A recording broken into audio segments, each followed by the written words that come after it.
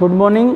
आज अपन जनन तंत्र के बारे में थोड़ा सा कल पढ़ा था, उससे आगे आज नर जनन तंत्र की बात करेंगे। तो आज अपना टॉपिक है जनन तंत्र, रिप्रोडक्टिव सिस्टम। ठीक है, इसकी बात करने वाले हैं अपन कि भाई रिप्रोडक्टिव सिस्टम जो है वो क्या होता है, किस प्रकार की कौन सी संरचनाएं पाई जाती है, इन सब की बात अपन इसमें करने वाले हैं। तो कल लास्ट में अपने बात की थी कि भाई मनुष्य में कौन सा जनन पाया जाता है, लैंगिक जनन पाया जाता है। ठीक है, लैंगिक जनन क्या होता है अभी बताऊंगा आपको। और मनुष्य किस प्रकार का प्राणी है, द्विलिंगी प्राणी है। द्विलिंगी का मतलब होता है नर व मादा जनांग अलग अलग जीवों के शरीर में पाया जाता है। मान लीजिए नर जनांग और मादा जनांग एक ही जीव में पाया जाता है, उससे बोला जाता है एक लिंगी या उभयलिंगी। द्विलिंगी मतलब नर व मादा जनांग अलग अलग जीवों में पाया जाता है। तो अपने कल बात की थी, वापस देख लीजिए समझने के लिए, कि अपनी ये बात हुई थी कि भाई जो नर होते हैं और जो नर और मादा, मैंने आपको कहा था किसी भी नर या मादा के अंदर गुणसूत्र कितने होते हैं, मनुष्य के अंदर 46 गुणसूत्र पाए जाते हैं, जिसको अपन लिखते हैं 2n बराबर 46। मैंने आपको बताया था 2n का मतलब हो गया कि भाई आपको द्विगुणित अवस्था में बात हो रही है, द्विगुणित गुणसूत्र कितने हो गए, आपको 46 हो गए। मादा में इतने पाए जाते हैं, 46 होते हैं। जब इनमें क्या होता है, इनके युग्मक बनते हैं। युग्मक कब बनते हैं, जब आपके जनन क्रिया होती है तो युग्मकों का उपयोग होता है। तो युग्मक जो बनते हैं, युग्मक, ठीक है, नर युग्मक को क्या कहते हैं, शुक्राणु, और मादा युग्मक जो होते हैं इसे क्या कहा जाता है, अंडाणु। तो युग्मक जो बनते हैं, किसी भी जीव के युग्मक बनते हैं, उसमें गुणसूत्रों की संख्या कितनी रह जाती है, आधी जितनी है उनकी। सबके जीवों में गुणसूत्रों की संख्या अलग अलग होती है। जैसे मनुष्य के अंदर 46 गुणसूत्र है, तो युग्मक बनेंगे, जैसे नर युग्मक को शुक्राणु कहते हैं, मादा युग्मक को अंडाणु कहते हैं। तो युग्मक बनेंगे, गुणसूत्रों की संख्या कितनी रह जाएगी, आधी। आधी मतलब 46 की आधी कितनी, 43। तो इसको क्या लिखेंगे, n बराबर 43। ठीक है, ये क्यों होता है, ये अर्धसूत्री विभाजन की वजह से होता है। देखो दो प्रकार, मुख्य रूप से 3 विभाजन होते हैं, लेकिन अपने 2 प्रकार के विभाजन बहुत महत्वपूर्ण है। एक तो सूत्री विभाजन, एक अर्धसूत्री विभाजन। अर्धसूत्री का विभाजन मतलब होता है जिनमें गुणसूत्रों की संख्या आधी हो जाती है, 4 संततियां बनती है। और समसूत्री का विभाजन मतलब होता है गुणसूत्रों की संख्या समान रहती है और संततियां 2 बनती है। आप बड़ी क्लासेस में पढ़ेंगे, आपकी डिटेल नहीं तो ध्यान रखें। तो युग्मक बन गए। अब जब ये युग्मक आपस में जुड़ते हैं, जिसे बोलते हैं अपन निषेचन, क्या कहा जाता है, निषेचन। निषेचन का मतलब होता है नर व मादा युग्मक का मिलना।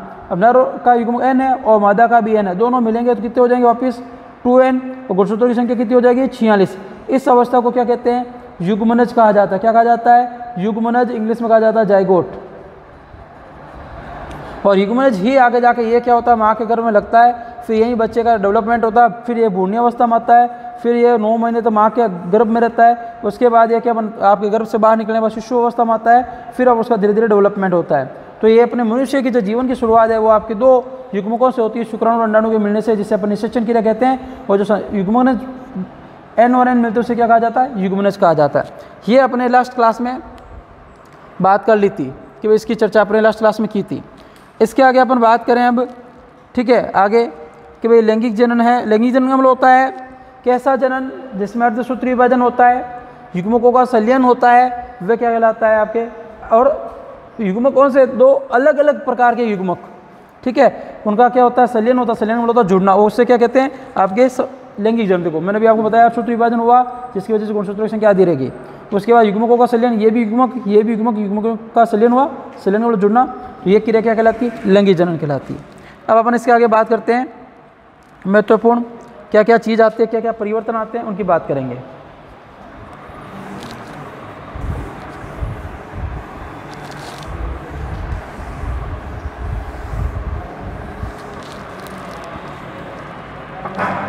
अब देखिए कि लैंगिक जनन हेतु उत्तरदायी जनन कोशिकाओं का विकास एक विशेष अवधि में होता है। कि भाई लैंगिक जनन में मुख्य रूप से देखो 2 अपने शरीर 2 प्रकार की कोशिका होती है।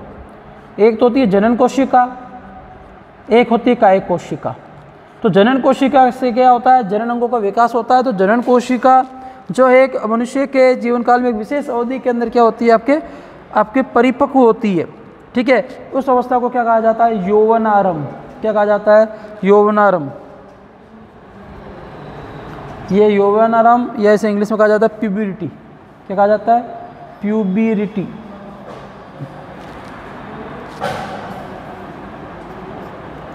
प्यूबरिटी कहा जाता है कि भाई जनन कोशिका जो होती है ये विशेष अवधि में क्या होती है, आपके परिपक्व होती है, इसे क्या कहते हैं, यौवनारंभ कहा जाता है।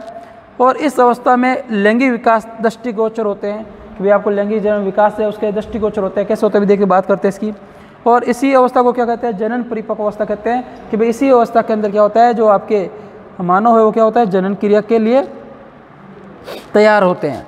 अब देखिए किसके आगे बात करते हैं कि भाई लड़कों में यौवनारंभ के लक्षण क्या है, आपको कैसे पता चलेगा कि यौवनारंभ प्रारंभ हो गया है, किनमें, लड़कों के अंदर। तो देखिए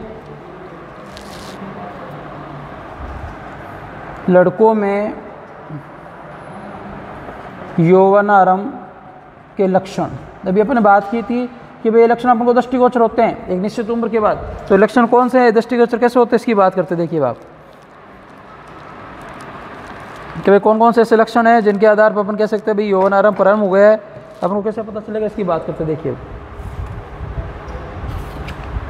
इसमें देखिए आप यौवनारंभ प्रारंभ होने के लक्षण क्या है। देखिए कि लड़कों में देखो आवाज़ का भारी होना, पहला लक्षण क्या है, आवाज़ का भारी होना, मतलब आवाज़ थोड़ी मोटी हो जाती है, पतली आवाज़ नहीं रहती, आवाज़ का भारी होना।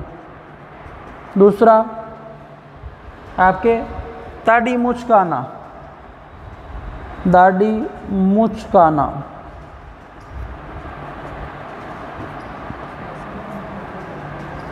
तीसरे पॉइंट की बात करें अपन,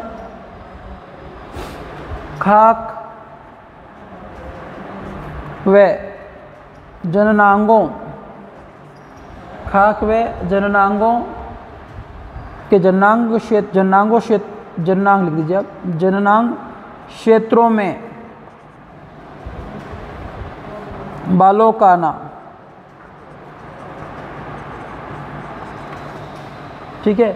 और त्वचा तेली होना, त्वचा तेली होना अपन पढ़ चुके थे लास्ट क्लास में कि त्वचा उत्सर्जन का कार्य करती है, तो सीबम का उत्सर्जन करती है। सीबम क्या है, आपके त्वचा ग्रंथियों में पाए जाने वाला पदार्थ है जो आपके तेली पदार्थ का स्रावन करता है, जिससे त्वचा नम बनी रहती है। तो त्वचा पे तेलीय परत का बनना, नाक चेहरे पे आप हाथ अगर टच करोगे आपके ऐसे चिकना चिकना सा महसूस होगा। तो ये जो लक्षण है ये क्या होते हैं आपके लड़कों के अंदर। अभी अपने क्या बात की, भी जनन कोशिकाओं के विकास होता है जो निश्चित अवधि में उसे क्या कहते हैं, यौवनारंभ कहा जाता है। और ये जो आपके जनांगों का विकास होगा तो लैंगिक लक्षण जो दृष्टिगोचर होते हैं मतलब अपन को दिखाई देते हैं। तो कैसे पता चलेगा कि इस लड़के के अंदर यौवनारंभ प्रारंभ हो गया है, वो आपके लैंगिक जनन के आपकी जनन के लिए परिपक्व हो गया है। तो आवाज़ का भारी होना, दाढ़ी मुचकाना, खाक में जो जनांग क्षेत्र है वहाँ पे बालों का आना और त्वचा क्या होना, तेली होना। ये तो किस में लक्षण है, लड़कों में। अब लड़कियों में क्या लक्षण होते हैं उनकी बात करते हैं कि जिसके आधार पर अपन को पता चल जाए कि भाई ये लड़कियों में भी क्या गए यौवनारंभ के लक्षण या लैंगिक लक्षण क्या हो गए, दृष्टिगोचर हो गए। क्वेश्चन बन सकता है, एक नंबर का पूछा जा सकता है कि भाई लड़कों के अंदर यौवनारंभ के लक्षण बताइए, ठीक है। तो अपन बात करते हैं अब लड़कियों के अंदर कि भाई लड़कियों के अंदर क्या परिवर्तन होता है, जिसके आधार पर अपन कह सकते हैं इनमें यौवनारंभ प्रारंभ हो गया है, या अपन कह सकते हैं लैंगिक जनन के लिए जो परिपक्वता है वो लक्षण दृष्टिगोचर हो गए हैं, अपन को दिखाई देने लगे, उसकी बात करते हैं। तो लड़कियों में यौवनारंभ के लक्षण, भैया मनुष्य में एक निश्चित अवधि के बाद ही जनन क्रिया संभव होती है, ठीक है। वो जनन क्रिया क्या होती है, लैंगिक अंगों के विकास की वजह से होती है। देखो लड़कियों में क्या है, पहला पॉइंट कि लड़कियों में आपके स्तन का बनना, दूसरा पॉइंट है आपके बनना तथा आकार में वृद्धि, आकार में वृद्धि। और दूसरा पॉइंट जो है इसमें कि त्वचा का तेलीय होना, त्वचा का तेलीय होना और जननांग क्षेत्रों में बालों का आना, वो सेम पॉइंट है ये, जननांग क्षेत्र में बालों का आना। उसके अलावा आप देखिए आप रजोधर्म, जिसे आप मेंस्ट्रुएशन साइकिल कहते हैं, रजोधर्म का शुरू होना, ये सभी लक्षण क्या है लड़कियों में यौवनारंभ के लक्षण है। ये लक्षण प्रकट होते हैं, इसका मतलब उनमें लैंगिक परिपक्वता आ चुकी है, वो लैंगिक जनन के लिए परिपक्व हो चुके हैं, ठीक है। वो लड़के और लड़कियों दोनों में पढ़ लिया। अब देखिए उम्र देखिए कि भाई ये किस उम्र के अंदर ऐसी होता है। तो लड़कियों के अंदर जो ये उम्र होती है लैंगिक परिपक्वता की यौवनारंभ की, ये आपके 13 से आपके 12 से 14 वर्ष की होती है कि भाई कम से कम 12। और मैक्सिमम सभी में देखो खान पीन का फ़र्क पड़ता है, वो भोजन का, उनके पोषण का, उनके जेनेटिक गुणों का भी फर्क पड़ता है, तो 12 से 14 वर्ष के बीच आती है। और लड़कों में बात करें अपन कि लड़कों में जो है वो उम्र होती है वो 13 से 15 वर्ष की होती है, कि लड़कों में जो यौनारंभ है वो 13 से 15 वर्ष की उम्र होती है। और लैंगिक परिपक्वता है वो आपके 18 से 19 वर्ष की उम्र में पूर्ण हो जाती है, कि भाई लास्ट है 18 से 19 वर्ष की उम्र में लैंगिक परिपक्वता पूर्ण हो जाती है, पूरी तरह से परिपक्वता आ जाती है। तो ये तो लड़कियों में लैंगिक परिपक्वता का टाइम 12 से 14 वर्ष, ये लड़कों में है 13 से 15 वर्ष, और पूर्ण लैंगिक परिपक्वता है वो 18 से 19 वर्ष की उम्र में प्राप्त हो जाती है। और इसी देखिए, और इसी अवधि के समय क्या होता है, किसी अवधि में मनुष्य में संवेदनाओं का विकास होता है, उसके बौद्धिक व मानसिक स्तर में परिवर्तन भी आता है, कि उसका सोचने समझने का तरीका बदल जाता है, उसकी संवेदनाएं वो बहुत ज़्यादा सक्रिय हो जाता है, किसी चीज़ को लेकर बहुत ज़्यादा अग्रेसिव भी हो सकता है, बहुत ज़्यादा आपके किसी चीज़ को बिहेवियर उसमें बहुत परिवर्तन आता है, व्यवहार में उसके बहुत परिवर्तन आता है। और यौनारंभ के लैंगिक परिपक्वता तक परिवर्तनों के मूल में विभिन्न हार्मोन का स्तर होता है। और इसी ये जो आपके परिवर्तन आते हैं ये अपने शरीर में हार्मोन की वजह से आते हैं, हार्मोनल चेंज आते हैं, उनकी वजह से ये सभी चीज़ें अपन को लक्षण प्रकट आते हैं। किसी में हार्मोन ज़्यादा हो जाते हैं तो लक्षण जल्दी दिखने लग जाते हैं, किसी में हार्मोन की कमी होती है तो लक्षण बाद में दिखने लग जाते हैं। और देखिए, मानव में जो नर है उसमें कौन सा हार्मोन होता है, टेस्टोस्टेरोन, और स्त्रियों में कौन सा होता है, एस्ट्रोजन और प्रोजेस्टेरोन प्रमुख लैंगिक हार्मोन है। तो दोनों हार्मोन आप याद कर लीजिए, मैं लिख देता हूँ अलग से, बहुत ही महत्वपूर्ण है, पूछा जा सकता है कि भाई नर के अंदर कौन सा लैंगिक हार्मोन है, मादा के अंदर कौन सा लैंगिक हार्मोन है, उसकी बात करते देखिए बात। तो नर में लैंगिक हार्मोन और मादा में, नर में याद रखें आप टेस्टोस्टेरोन,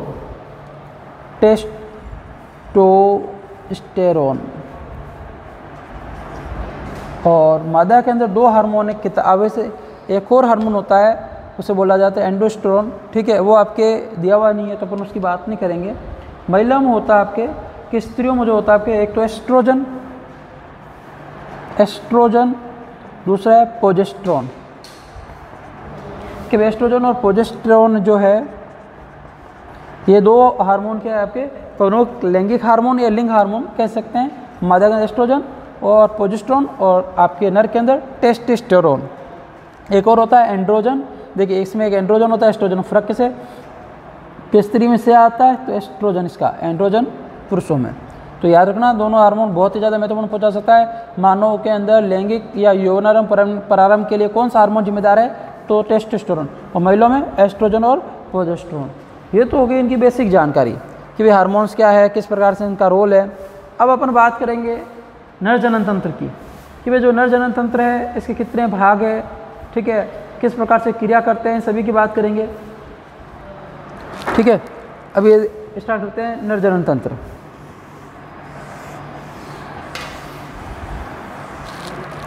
कि वह नर जनन तंत्र की बात करते हैं कि वह नर जनन तंत्र की संरचना क्या है, इसकी महत्वपूर्ण, ठीक है, इसकी बात करेंगे। देखिए, तो सबसे पहले है नर जनन तंत्र। नर जनन तंत्र देखिए, नर जनन अंगों को प्राथमिक तथा द्वितीय लैंगिक अंगों में विभाजित किया गया है। कि भाई नर जनन में एक तो प्राथमिक लैंगिक अंग, तो सबसे पहले पढ़ेंगे प्राथमिक लैंगिक अंग।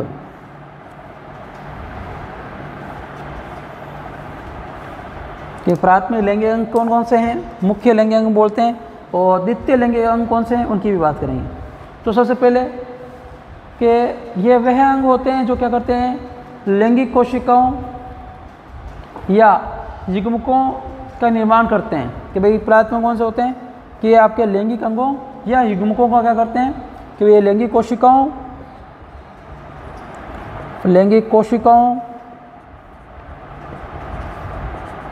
या युग्मकों का निर्माण करते हैं। क्या करते हैं, युग्मकों का निर्माण करते हैं, और साथ में क्या करते हैं, ये हार्मोन का भी स्त्रवण करते हैं। क्या कार्य करते हैं, हार्मोन का भी स्त्रवण करते हैं, हार्मोन का भी स्त्रवण करते हैं। स्त्रवण मतलब निकालते हैं, छोड़ते हैं, ठीक है। कौन, प्राथमिक लैंगिक अंग। तो इसमें, और ये अंग जो होते हैं जनद कहलाते हैं। क्या कहलाते हैं, जनद, या इंग्लिश में बोलते हैं गोनेड्स कहलाते हैं, जनद कहलाते हैं। जनद कहलाते हैं। इसके आगे बात करते हैं कि भाई नर में जो जनद अंग है, ठीक है, कौन से है, तो है मुख्य अंग कौन सा है, वर्सन। तो नर में जनद अंग कौन सा है, वर्सन, इंग्लिश में बोलते हैं टेस्टिस। क्या है, वर्सन को कहा जाता है जनद अंग। जनद अंग मतलब जो आपके युग्मकों का निर्माण करते हैं, हार्मोन का स्त्रवण करते हैं। और नर जनन कोशिका का उसे क्या कहते हैं, कि जो नर जनन कोशिका उसे क्या कहा जाता है कि भाई ये जो है वर्षण किसका निर्माण करेंगे, शुक्राणु का निर्माण करेंगे। तो वर्षण किसका निर्माण करते हैं, शुक्राणु का, ठीक है। शुक्राणु के स्पर्म के एक ही बात है। और मानव में कितने वर्षण पाए जाते हैं, तो मानव में एक जोड़ी मतलब 2 वर्षण पाए जाते हैं। एक जोड़ी क्या पाए जाते हैं, वर्षण पाए जाते हैं। और ये कहाँ पाए जाते हैं, तो ये आपके जो उदर गुहा के पेट की जो गुहा होती है उसके बाहर, उदर गुहा के बाहर वर्षण कोश में, क्या, वर्षण कोश, इंग्लिश में कहा जाता है आपके सेक्रोटम,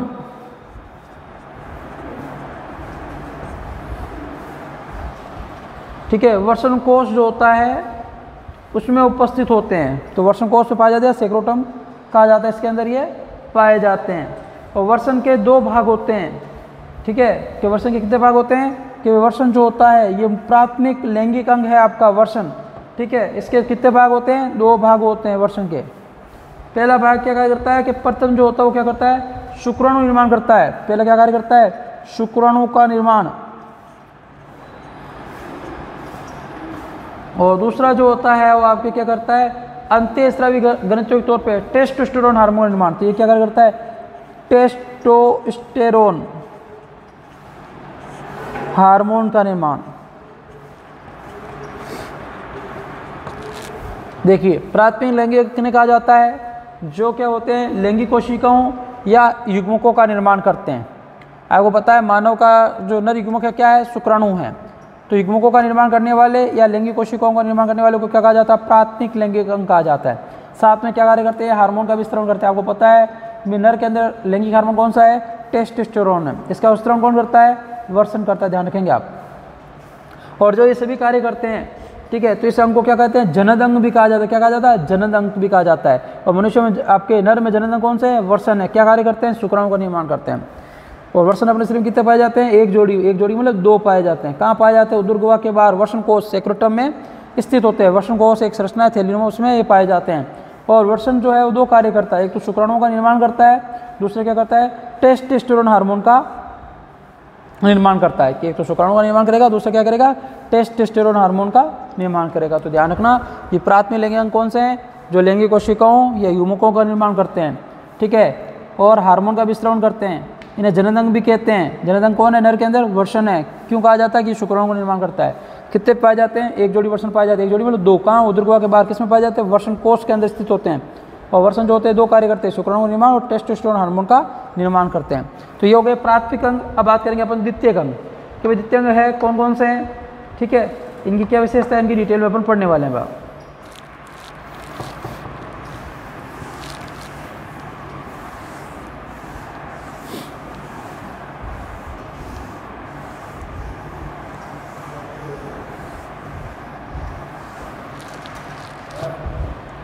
अब बात करते हैं आप द्वितीयक लैंगिक अंग।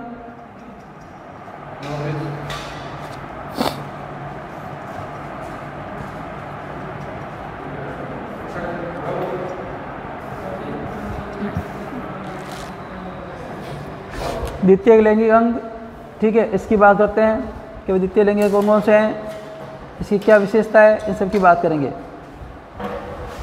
देखो प्राथमिक लैंगिक अंगों के अलावा जो भी अंग होते हैं वो क्या कहलाते हैं, जनन तंत्र का कार्य करते हैं, ठीक है।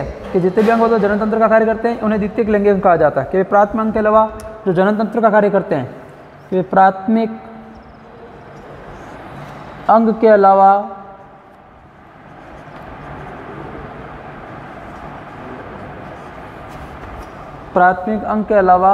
जो आपके क्या कार्य करते हैं, जनन तंत्र का कार्य करते हैं, जनन तंत्र में योगदान देते हैं किसी न किसी कार्य में, उसे क्या कहा जाता है, द्वितीयक लैंगिक अंग कहा जाता है। और ये कौन कौन से हैं, देखिए इसके नाम पढ़ते हैं। पहला है आपके वर्षण कोश, दूसरा है आपके शुक्रवाहिनी। वर्षन को इंग्लिश में कहा जाता है सेक्रोटम। एक बार लिख देता हूँ इंग्लिश वर्ड, आपकी इच्छा हो तो लिख लीजिए साथ में, ठीक है, और नहीं हो तो कोई दिक्कत नहीं है। शुक्रवाहिनी से कहा जाता है वास्ट डिफरेंस।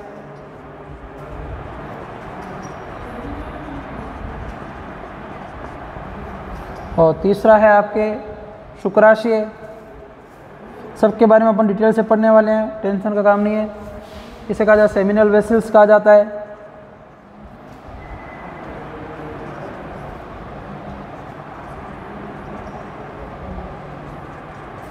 सेमिनल वेसिकल्स कहा जाता है। चौथा है आपके प्रोस्टेट ग्रंथि। इसको इंग्लिश में भी प्रोस्टेट ग्रंथि को ग्लैंड कह देते हैं। और इसके बाद आता है आपके मूत्र मार्ग, जिसे यूरिथ्रा कहा जाता है। और लास्ट है आपके, इसे कहा जाता है सीसन या इंग्लिश में कहा जाता है पेनिस।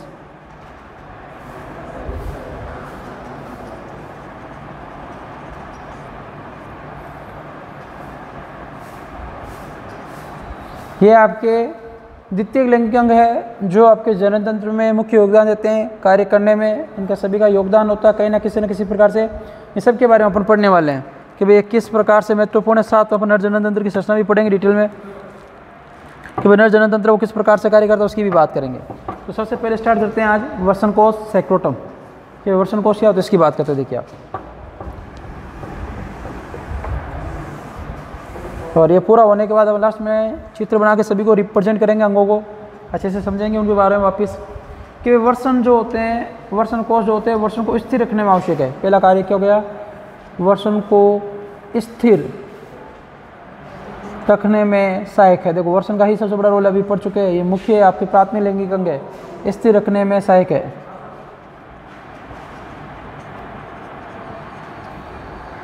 दूसरी महत्वपूर्ण बात करें इनकी, तो ये क्या करते हैं, शुक्राणु निर्माण हेतु शरीर से कम तापमान की आवश्यकता होती है। तो वर्षण कोश ताप नियंत्रण यंत्र के तौर पर कार्य करता है। कि भाई शुक्राणु जो है वो अपने शरीर का टेम्परेचर होता है, उस पर शुक्राणु नहीं बन सकते क्योंकि उस पर ये निष्क्रिय हो जाते हैं। तो शरीर का टेम्परेचर 37 डिग्री सेंटीग्रेड होता है, तो इसलिए शरीर से बाहर रहकर ये क्या करते हैं, वर्षण कोश जो है वो ताप नियंत्रण का कार्य करता है। तो शुक्राणु का निर्माण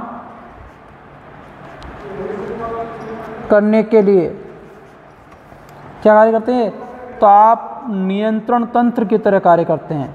ये ताप नियंत्रण तंत्र कहें, यंत्र कहें, कुछ भी उसकी तरह कार्य करते हैं। तो ताप नियंत्रण यंत्र की तरह कार्य करते हैं कौन, आपके ये वर्षण कोश जो होते हैं। उसके बाद देखिए आप आगे, इसके बाद बात करते हैं अपन इसके बारे में कि यहाँ पर क्या होता है, तापमान शरीर के अन्य अंगों से क्या होता है, कम होता है। कहाँ पे, वर्षण कोश के अंदर। वर्षण कोश के अंदर जो ताप होता है, ठीक है, वर्षण कोश जो होता है वो ताप क्या होता है, वर्षण कोश में ताप शरीर के सभी अंगों की तुलना में क्या होता है, कम होता है। शरीर के अन्य भागों की तुलना में, शरीर के अन्य भागों की तुलना में कम होता है। वापस देख लीजिए वर्षण कोश क्या है। वर्षण कोश एक असमली थैलीनुमा संरचना है जिसके अंदर वर्षण को स्थिर रखा जाता है, एक जगह फिक्स रखा जाता है। और ये शुक्राणु निर्माण जब होता है तो शुक्राणु निर्माण के लिए तापमान अपने शरीर के तापमान से थोड़ा 1-2 डिग्री सेंटीग्रेड कम चाहिए। और शरीर का तापमान आपको पता है 37 डिग्री फिक्स है, इसलिए शुक्राणु का निर्माण होगा लेकिन वो निष्क्रिय हो जाएंगे, तो अपने कुछ काम के नहीं रहेंगे। इसलिए ये शरीर से बाहर उदर गुहा के बाहर रहते हैं और ताप नियंत्रण यंत्र की तरह कार्य करते हैं। वर्षण कोश में जो ताप है वो शरीर के सभी अंगों की तुलना में यहाँ पे तापमान क्या रहता है, थोड़ा कम पाया जाता है, जिससे क्या हो, शरीर के ताप का नियंत्रण हो सके, शुक्राणुओं का निर्माण हो सके। तो ये आपके वर्षण कोश के बारे में हो गया कि भाई अभी आज तक अपने क्या पढ़ा इस चैप्टर में। अपने पढ़ा कि भाई नर जनन तंत्र से 2 भागों में पढ़ते हैं, प्राथमिक लैंगिक अंग और द्वितीयक लैंगिक अंग। प्राथमिक लैंगिक अंग में पढ़ा कि उसे कहा जाता है जहाँ लैंगिक कोशिकाएं युग्मकों का निर्माण करते हैं, साथ हार्मोन का स्राव करते हैं। तो अपने प्राथमिक लैंगिक अंग क्या था, वर्षण था। उसके बाद पढ़ा था वर्षण जो होते हैं इसे जनन अंग भी कहा जाता है। वर्षण एक जोड़ी पाए जाते हैं, वर्षण कोश में पाए जाते हैं, शुक्राणु का निर्माण करते हैं। और शुक्राणु जो होता है कि वर्षण के 2 भाग होते हैं, एक तो शुक्राणु का निर्माण करना, दूसरा टेस्टोस्टेरोन हार्मोन का स्राव करना। फिर पढ़ा के द्वितीय लैंगिक अंग कौन कौन से होते हैं? तो द्वितीय लैंगिक अंग कहा जाता है जो प्राथमिक अंग के अलावा जनन तंत्र में योगदान देते हैं। कौन कौन से? वृषण कोश, शुक्रवाहिनी, शुक्राशय, प्रोस्टेट, मूत्रमार्ग, शीशन। उसमें सबसे पहले पढ़ लिया वृषण कोश के बारे में। वृषण कोश क्या है कि वृषण स्थिर रखने में सहायक होता है, शुक्राणु का निर्माण करते हैं और शुक्राणु निर्माण करने में क्या होता है? ताप नियंत्रण का कार्य करते हैं। क्यों करते हैं? शरीर का टेम्परेचर कितना डिग्री होता है? 37 डिग्री सेंटीग्रेड, इसलिए शुक्राणु सक्रिय नहीं हो सकता। तो शरीर के बाद ठीक है, ये वृषण कोश में तापमान पूरे शरीर की तुलना में शरीर के सभी अन्य भाग, अन्य अंगों की तुलना में थोड़ा क्या होता है? कम पाया जाता है, इसलिए यहाँ पे वृषण आपके शुक्राणु का निर्माण होता है। ठीक है, तो आज के लिए अपन इस क्लास में इतना ही पढ़ेंगे, बाकी चर्चा वो नेक्स्ट क्लास में करेंगे। ठीक है, तो आज के लिए इतना ही, धन्यवाद।